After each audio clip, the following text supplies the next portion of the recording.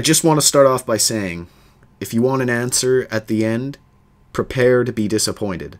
There just isn't one. I was an intern at Nickelodeon Studios for a year in 2005 for my degree in animation. It wasn't paid, of course, most internships aren't, but it did have some perks beyond education. To adults, it might not seem like a big one, but most kids at the time would go crazy over it. Now, since I worked directly with the editors and animators, I got to view the new episodes days before they aired. I'll get right to it without giving too many unnecessary details. They had very recently made the Spongebob movie, and the entire staff was somewhat sapped of creativity, so it took them longer to start up the season. But the delay lasted longer for more upsetting reasons. There was a problem with the Series 4 premiere that set everyone and everything back for several months. Me and 2 other interns were in the editing room, along with the lead animators and sound editors for the final cut. We received the copy that was supposed to be Fear of a Krabby Patty and gathered around the screen to watch. Now, given that this isn't final yet, animators often put up mock title cards, sort of an inside joke for us, with phony, oftentimes lewd titles such as How Sex Doesn't Work instead of Rockabye Bivalve. When SpongeBob and Patrick adopt a sea scalp. Nothing particularly funny, but work-related chuckles. So, when we saw the title card, Squidward's Suicide, we didn't think it more than a morbid joke. One of the interns did a small throat laugh at it. The happy-go-lucky music plays as normal. The story began with Squidward practicing his clarinet, hitting a few sour notes like normal. We hear SpongeBob laughing outside, and Squidward stops, yelling at him to keep it down as he has a concert that night and needs to practice. SpongeBob says okay and goes to see Sandy with Patrick. The bubble splash screen comes up and we see the ending of Squidward's concert. This is when things began to seem off. While playing, a few frames repeat themselves, but the sound doesn't.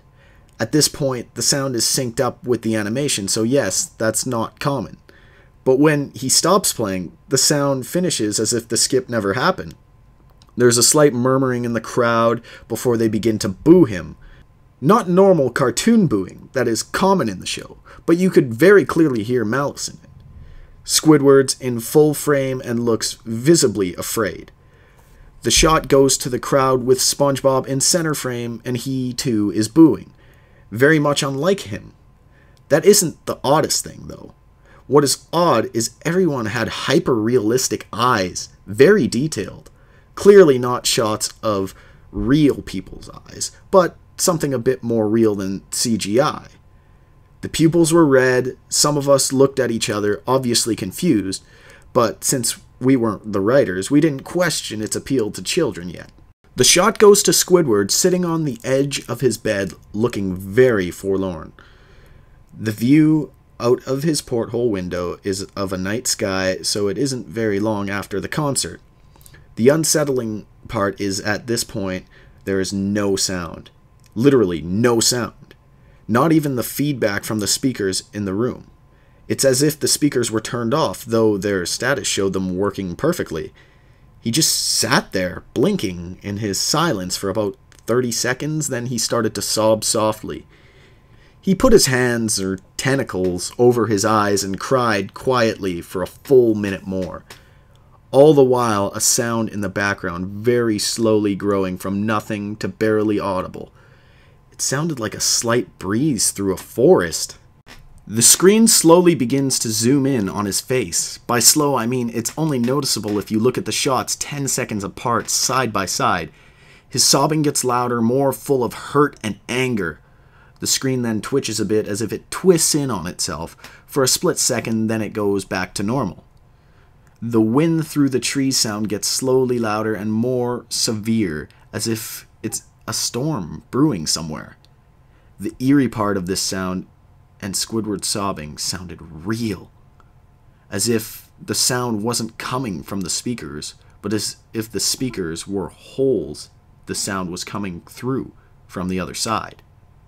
As good of sound as the studio likes to have, they don't purchase the equipment to be that good to produce sound of that quality. Below the sound of the wind and sobbing, very faint, something sounded like laughing. It came at odd intervals and never lasted more than a second, so you had a hard time pinning it. We watched the show twice, so pardon me if things sound too specific, but I've had time to think about them. After 30 seconds of this, the screen blurred and twitched violently, and then something flashed over the screen as if a single frame was replaced. The lead animation editor paused and rewound frame by frame. What we saw was horrible. It was a still photo of a dead child. He couldn't have been more than 6. His face was mangled and bloodied. One eye dangling over his upturned face popped. He was naked down to his underwear, his stomach crudely cut open, and his entrails laying beside him. He was laying on some pavement that was probably a road. The most unsettling part was that there was a shadow of the photographer. There was no crime tape, no evidence, tags or markers, and the angle was completely off for a shot designed to be evidence. It would seem the photographer was the person responsible for the child's death. We were of course mortified, but pressed on, hoping that this was just some form of sick joke. The screen flipped back to Squidward, still sobbing, louder than before, and half body in frame. There was now what appeared to be blood running down his face from his eyes. The blood was also done in hyper-realistic style, looking as if you touched it, you'd get blood on your fingers. The wind sounded now as if it were that of a gale blowing through the forest. There were even snapping sounds of branches, the laughing, deep baritone lasting longer intervals and coming more frequently. After about 20 seconds, the screen again twisted and showed a single frame photo again. The editor was reluctant to go back, we all were, but he knew he had to. This time the photo was that of what appeared to be a little girl, no older than the first child. She was laying on her stomach, her barrettes in a pool of blood next to her. Her left eye was too popped out and popped.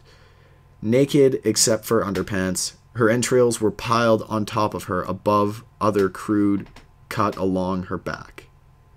Again, the body was on the street and the photographer's shadow was visible. Very similar in size and shape to the first. I had to choke back vomit and one intern, the only female in the room, ran out. The show resumed. About 5 seconds after the second photo played, Squidward went silent, as did all sound, like it was when the scene first started. He put his tentacles down, and his eyes were now done in hyper-realism like the others were in the beginning of the episode. They were bleeding, bloodshot, pulsating. He had stared at the screen as if watching the viewer. After about 10 seconds, he started sobbing, this time not covering his eyes. The sound was piercing and loud, and the most fear-inducing of all is his sobbing was mixed with screams. Tears and blood were dripping down his face at a heavy rate. The wind sound came back, and so did the deep voice laughing. And this time, the still photo lasted for a good 5 frames. The animator was able to stop it on the 4th and backed up. This time, the photo was of a boy, about the same age, but this time the scene was different. The entrails were just being pulled out of the stomach wound by a large hand. The right eye popped and dangling, blood trickling down it. The animator proceeded. It was hard to believe, but the next one was different. But we couldn't tell what. He went on to the next. Same thing. He went back to the first and played them quickly, and I lost it. I vomited on the floor. The animator and sound editors gasping at the screen. The 5 frames were not as if they were 5 different photos. They played as if they were frames from a video. We saw the hands slowly lift out the guts. We saw the kid's eyes focusing on it. We even saw 2 frames of the kid beginning to blink. The lead sound editor told us to stop. He had to call in the creator to see this. Mr. Hillenberg arrived within about 15 minutes. He was confused as to why he was called down there, so the editor just continued the episode.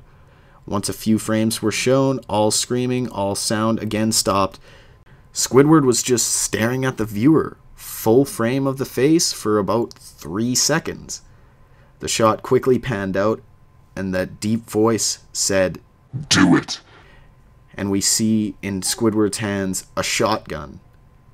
He immediately puts the gun in his mouth and pulls the trigger. Realistic blood and brain matter splatters the wall behind him and his bed, and he flies back with the force.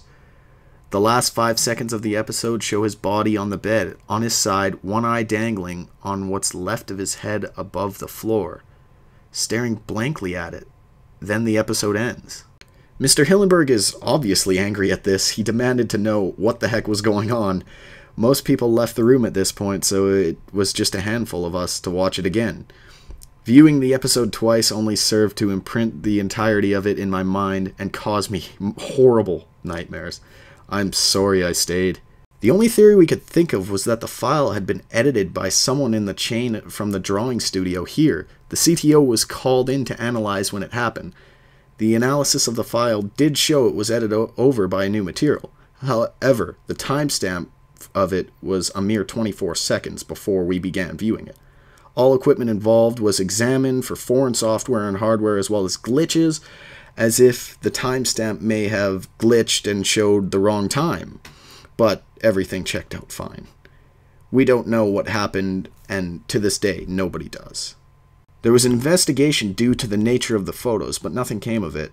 No child seen was identified, and no clues were gathered from the data involved, nor physical clues in the photo.